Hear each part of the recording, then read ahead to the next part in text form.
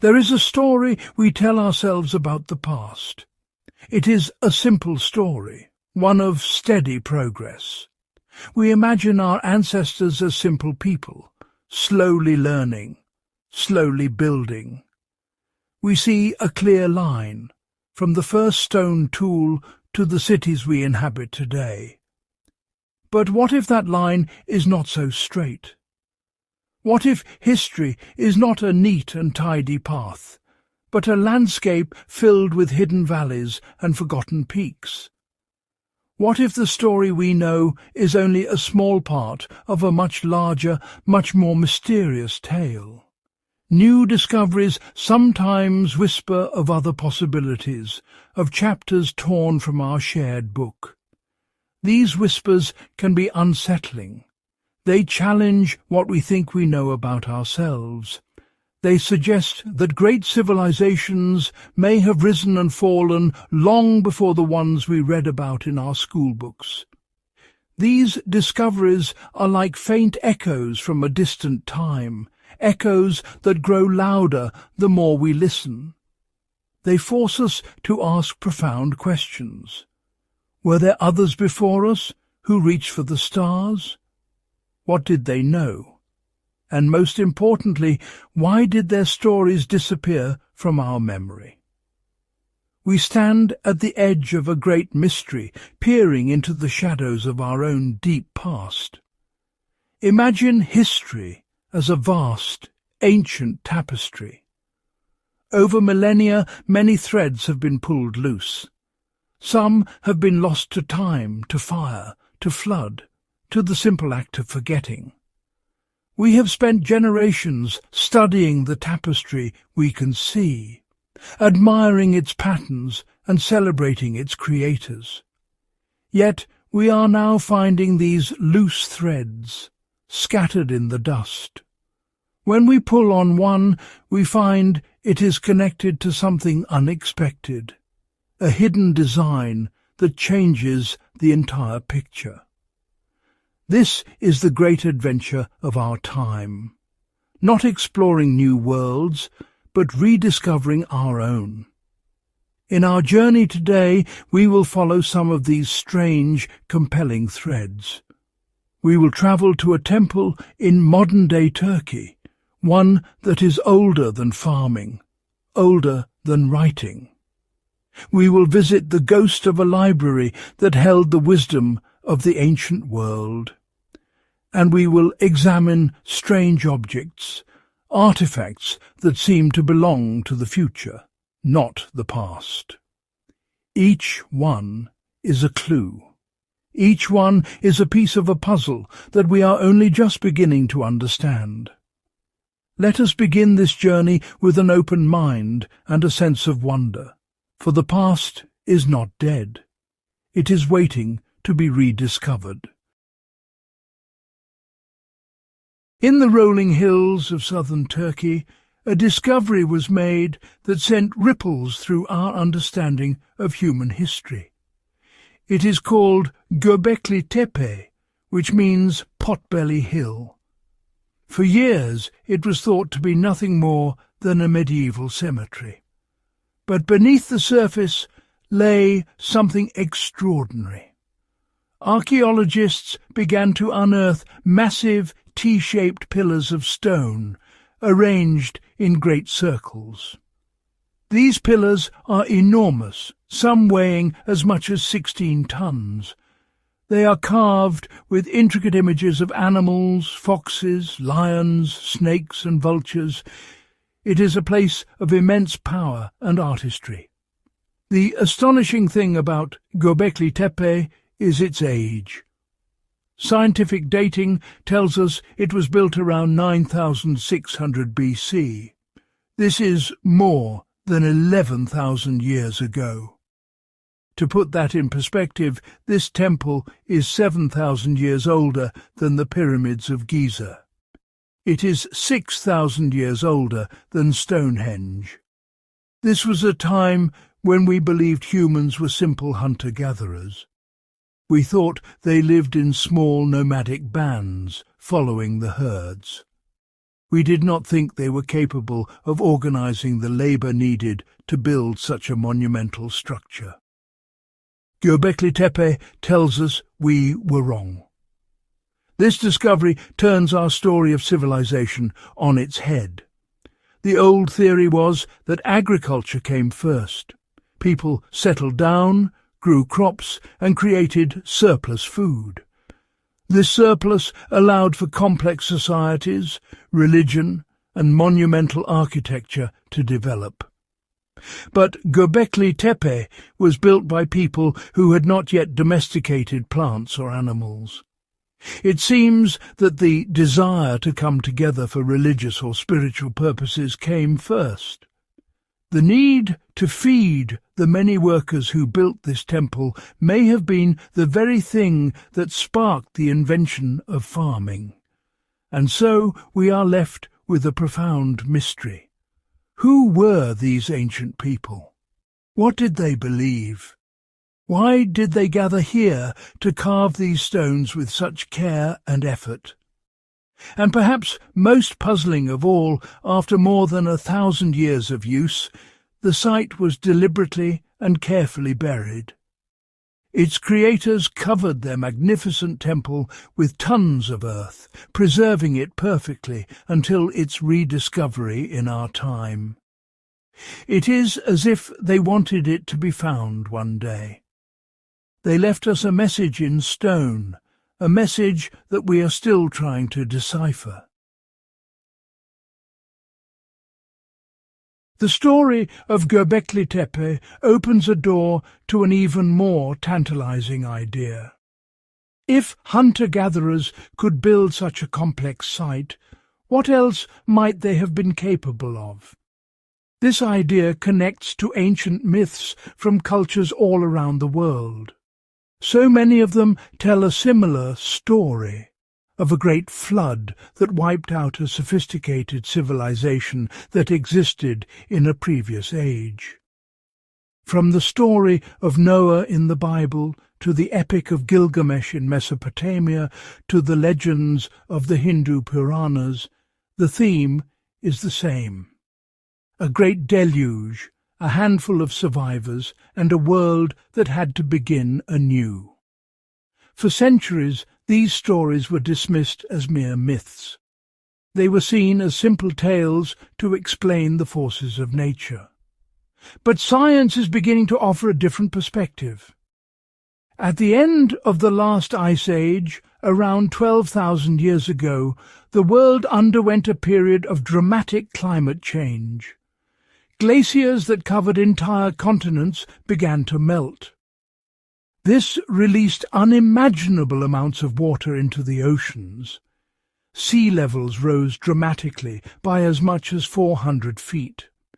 Coastlines that were once fertile and populated were swallowed by the rising seas. Could these flood myths be a shared cultural memory of this very real cataclysm? Could the advanced civilization they speak of have been a society that flourished on these now submerged coastlines? We know that humans have always preferred to live near the water. It provides food, resources, and a means of transportation. It is entirely possible that the most advanced societies of the Ice Age are now hidden from us, deep beneath the waves. What we find on land, like Göbekli Tepe, might only be the outposts of a much greater world that has been lost. This is a frontier of archaeology that is still in its infancy. Underwater exploration is difficult and expensive. But here and there, tantalizing clues have emerged. Submerged structures have been found off the coasts of India, Japan, and in the Mediterranean. Most are controversial, and their origins are fiercely debated. But they keep the question alive. Are we the first advanced civilization on this planet, or are we merely the heirs of a world that was forgotten, a world that was washed away by the great melt at the dawn of our own age? The ocean holds its secrets close. Let us turn our gaze from lost worlds of stone to a lost world of ideas.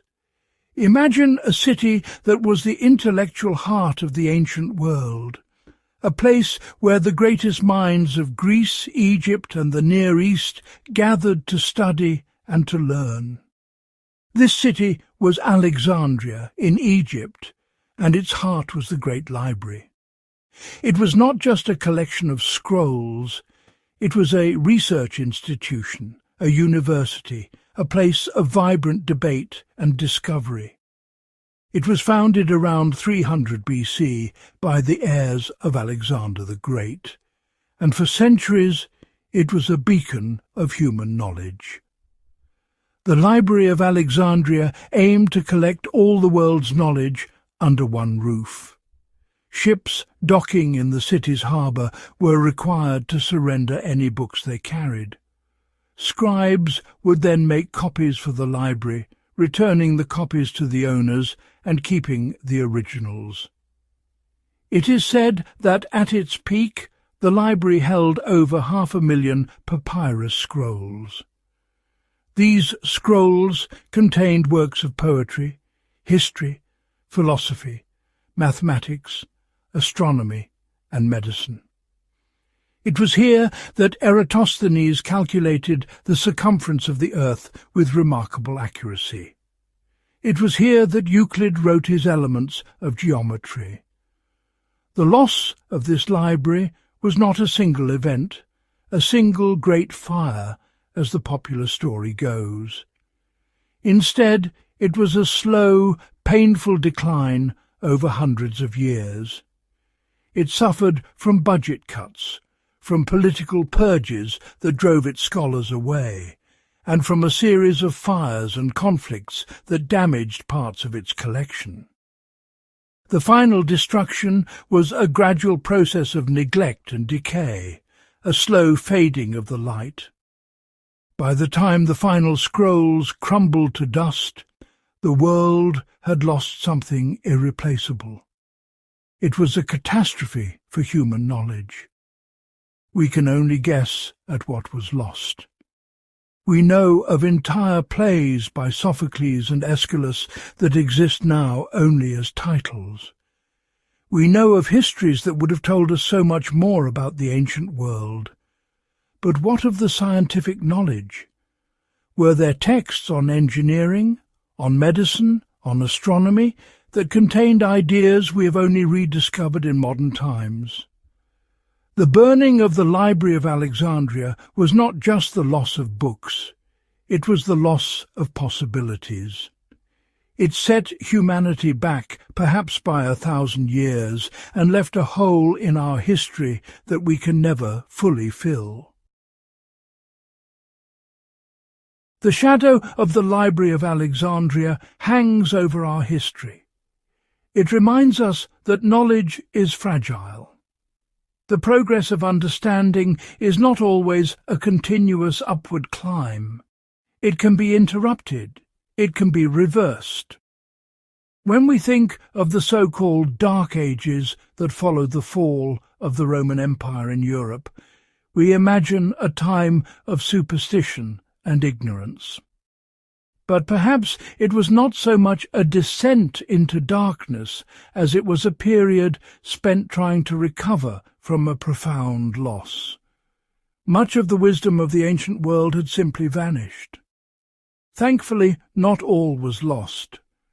Some of the knowledge from Alexandria had been copied and translated. It was preserved in other centres of learning, particularly in the great cities of the Islamic world, like Baghdad and Cordoba.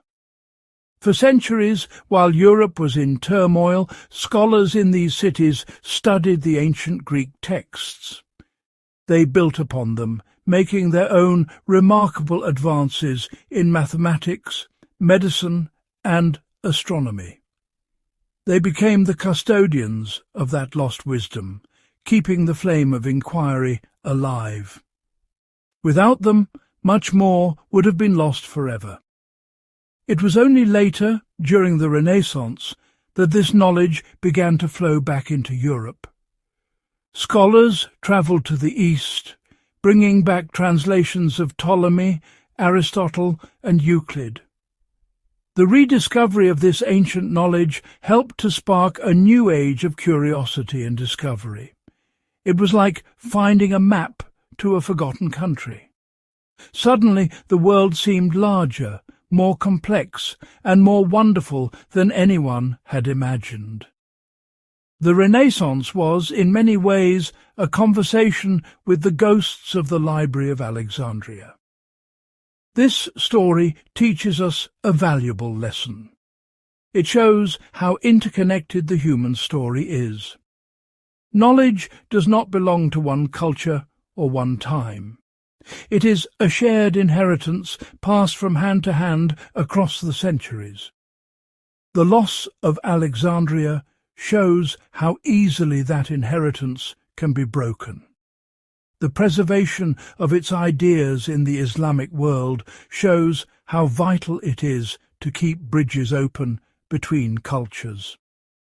The ghost of the library reminds us to, cherish our centres of learning and to protect the fragile web of knowledge that connects us all to our shared past.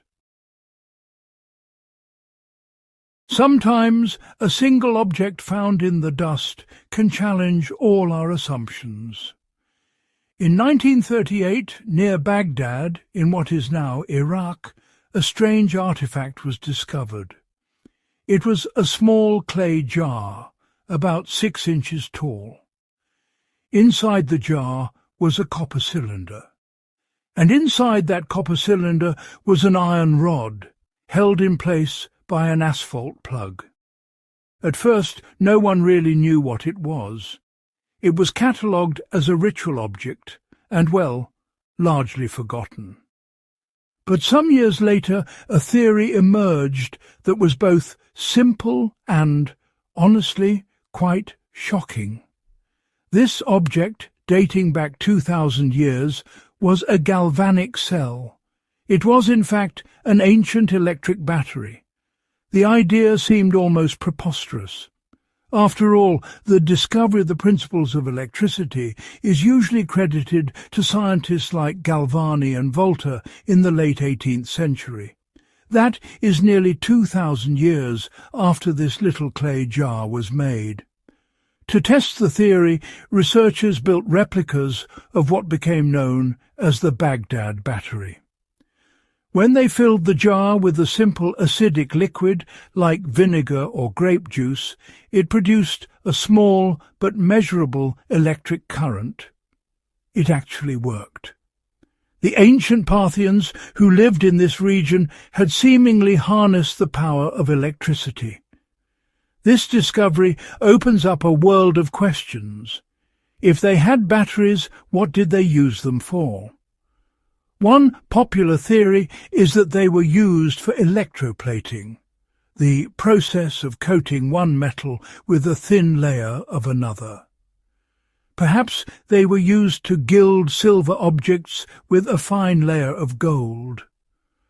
Another, more speculative theory suggests they may have been used in some form of alternative medicine, maybe to create a tingling sensation for healing rituals. We simply do not have enough evidence to know for sure. The battery is a technology without a context. The Baghdad Battery is a humbling object. It suggests that our timeline of technological progress may be flawed. It hints at paths not taken, at discoveries made, and then forgotten. It is possible that ancient peoples understood certain principles of nature that were later lost, only to be rediscovered many centuries later. It is a spark of genius from a distant past, a reminder that ingenuity is not unique to our modern age. The battery sits in a museum, a silent testament to the idea that there are forgotten branches on the tree of knowledge. If the Baghdad Battery is a spark of forgotten knowledge, another discovery is, well, a blazing fire. In the year 1900, sponge divers were exploring a Roman-era shipwreck off the coast of the Greek island of Antikythera. Among the statues and pottery they recovered was a lump of corroded bronze. It was dismissed as a piece of a broken statue and sat in a museum for decades. It was only when it was examined with X-rays in the 1970s that its true nature was revealed. This was not a statue. It was a machine of breathtaking complexity. The Antikythera mechanism, as it is now called, is an ancient analog computer. It is a clockwork device made of at least 30 interlocking bronze gears. By turning a handle, the user could predict the positions of the Sun, the Moon, and the 5 planets known at the time. It could predict eclipses. It could even track the 4-year cycle of the ancient Olympic Games. The complexity of its gear trains was unlike anything seen again for over 1,000 years. It was as if a modern laptop had been found in an ancient Roman galley. The mechanism was built around the 2nd century BC. Nothing else from that time period even hints that such technology was possible. The precision of the gears, the mathematical knowledge required to design them, and the astronomical understanding it represents are all far beyond what we thought the ancient Greeks were capable of. It shows a level of mechanical engineering that would not be matched in Europe until the great cathedral clocks of the 14th century. It is a complete outlier, a technological marvel that appeared seemingly from nowhere. Like the Baghdad Battery, the Antikythera mechanism is a technology without a known lineage. We have no records of who built it or how they developed the knowledge to do so. We have found no other devices like it. Was it a unique masterpiece, the creation of a lone genius? Or was it just one example of a technology that was once more common, but whose other examples have been lost to time, melted down for their bronze? The mechanism forces us to reconsider the technological capabilities of the ancient world. It is a ghost from a lost world of scientific genius. The stories of Göbekli Tepe, the Library of Alexandria, and these out-of-place artifacts lead us to a fundamental question. How is our history written? We like to think of it as a purely objective process. A historian finds a fact, and that fact is added to the book of the past. But the reality is far more complex. History is not just a collection of facts. It is a story. And like any story, it is shaped by the people who tell it. It is shaped by their beliefs, their biases, and the institutions they belong to. Institutions play a powerful role in this process. Universities, museums, and academic journals act as gatekeepers of knowledge. They decide which theories are worthy of consideration and which are to be dismissed as fringe ideas. This process is often necessary. It helps to weed out poor scholarship and maintain high standards of evidence, but it can also make it difficult for new revolutionary ideas to be heard. When a discovery like Göbekli Tepe is made, one that challenges the established timeline, it can take decades for it to be fully accepted by the mainstream. History can also be rewritten, sometimes deliberately. Throughout the ages, rulers and governments have sought to control the narrative of the past to legitimize their own power. They build monuments to their own glory and tear down the monuments of their enemies. They order the writing of official histories that emphasize their triumphs and erase their failures. The story of what happened becomes entangled with the story that those in power want to be told. Separating the two can be the work of a lifetime for a historian. This is why history is not a static subject, finished and bound in a book. It is a living, breathing debate. It is a constant process of discovery, of argument, and of revision. Every new artifact that is dug from the ground, every ancient text that is deciphered, adds a new voice to the conversation. It may support the old story, or it may challenge it in a fundamental way. This is what makes the study of the past so exciting. It is a mystery that is constantly unfolding, and the next discovery could change everything. We have journeyed to the edge of our known history. We have seen a temple older than cities, a library that held the wisdom of a lost world, and machines that seem to belong to another time. These are not just curiosities. They are profound reminders that the past is a far larger and more mysterious place than we often imagine. The story of humanity is not a simple line of progress, but a rich and complex tapestry, with brilliant threads that have been lost, hidden, or forgotten. These discoveries teach us a valuable lesson in humility. They remind us that we do not have all the answers. The ground beneath our feet is a library of untold stories. The oceans that cover our planet may hold the secrets of entire civilizations. We are explorers in time, and we have only just begun to chart the vast territory of our own past. The greatest tool we have on this journey is not a shovel or a scanner, but a quality of the human mind: curiosity. It is the simple, childlike desire to ask what if and why that drives every great discovery. We must never lose this sense of wonder. We must encourage the questions that challenge our assumptions. The past is not owned by experts or institutions. It is the shared inheritance of all humankind. It is a story that we are all a part of, and a story that is still being written. Every one of us has a role to play in that story, even if it is simply by keeping an open mind and embracing the great mysteries that lie at the heart of our own existence. The past is not silent, it is whispering to us. And so our journey ends, but the exploration does not. Look at the world around you with new eyes.